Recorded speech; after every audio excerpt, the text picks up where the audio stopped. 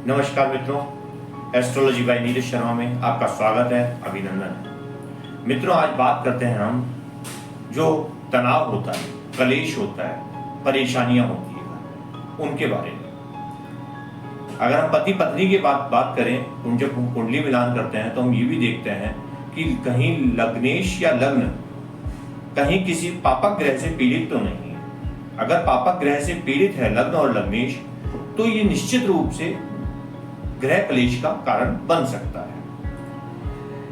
पापक ग्रह से पीड़ित होना, गलत स्थान पे उसका प्लेसमेंट होना। पहले तो मैं आपको बता दूं, कोई भी ग्रह खराब नहीं होता है, उसका स्थान बली होता है, स्थान के हिसाब से उसका परिणाम होता है। घर में झगड़े होना, व्यवधान आना, ये सारा लग्न लग्नेश से भी देखा जाता है। और इसके अलावा हम अब रेगुलर बात करें तो 3 ऐसी अवस्थाएं हैं जो हमारे को देखी जाती है। सबसे पहला हम देखते हैं चंद्रमा का, कि चंद्रमा हमारी कुंडली में किस अवस्था में बैठा है। जैसा कि आपकी जानकारी में जो चंद्रमा होता है मन का कारक होता है, और अगर किसी का मन स्थिर नहीं है तो उसके मन में नेगेटिविटी ज्यादा पैदा होने लग जाती है, जिससे कोई ना कोई बात पे वो तर्क करने लग जाता है और तर्क कलेश का रूप धारण कर लेता है।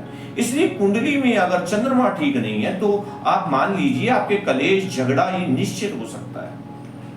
और उसके बाद अगर चंद्रमा की स्थिति के बाद हम देखते हैं कुंडली में, तो बुध की स्थिति देखनी चाहिए। बुध बुद्धि का और विवेक का कारण है।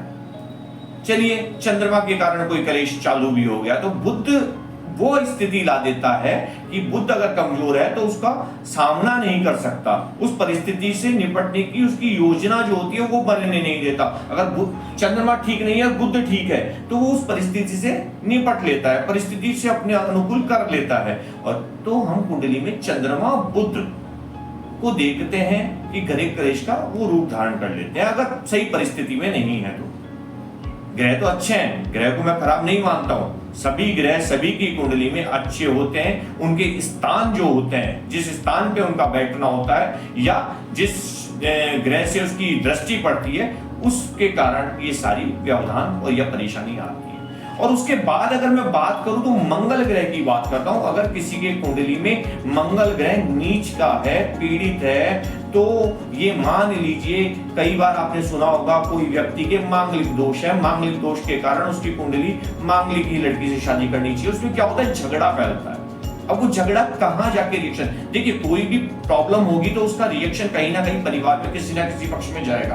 कभी संतान पक्ष में जाता है, माता पिता के पक्ष में जाता है, अर्थ में जाता है, अलग अलग जाता है। तो मंगल का खराब होना या मंगल का नीचे दृष्टि बढ़ जाना या स्थान सही नहीं मिलना, इसके कारण व्यक्ति झगड़ों के अंदर फंस जाता है। ये तीनों ग्रह ऐसे परिवार में क्लेश को बढ़ा सकते हैं और यही क्लेश को शांत कर सकते हैं अगर आपकी कुंडली में अच्छी पोजीशन में। अब देखिए, कुंडली में तो उनका बैठना था वो बैठ गया, जो भगवान विष्णु के द्वारा स्थापित किया, हमारे कर्मों के द्वारा स्थापित किया, वो कुंडली में बैठ गए। मगर अब इससे निजात कैसे पाई जाए? मैंने जैसा कि पूर्व वीडियो में बताया कि अपने धर्म को बढ़ाना है। अगर हम धर्म को बढ़ाते हैं तो हमारे पाप नष्ट हो जाते हैं, पाप नष्ट हो जाते हैं तो पुण्य बढ़ जाते हैं, और पुण्य बढ़ जाते हैं तो हमारे ग्रह भी बली हो जाते हैं। मतलब अर्थात जो दंड हमें मिलने वाला है वो दंड कम होता जाता है या खत्म हो जाता है अगर हम पुण्य बढ़ाते हैं तो। अब हमारे को करना क्या है? सबसे पहले तो हमारे को हमारे घर में नित्य प्रति गंगा जल का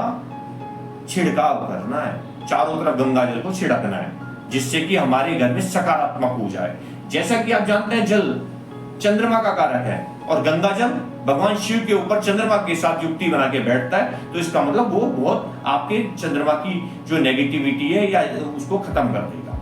अब बात करते हैं पूर्व दिशा में हमें दीपक जलाना है घी का संध्या काल में, जिससे कि हमारे देवताओं का आवागमन हमारे घर में हो। जब देवताओं का आवागमन होगा तो नेगेटिविटी हमारी खत्म होती जाएगी।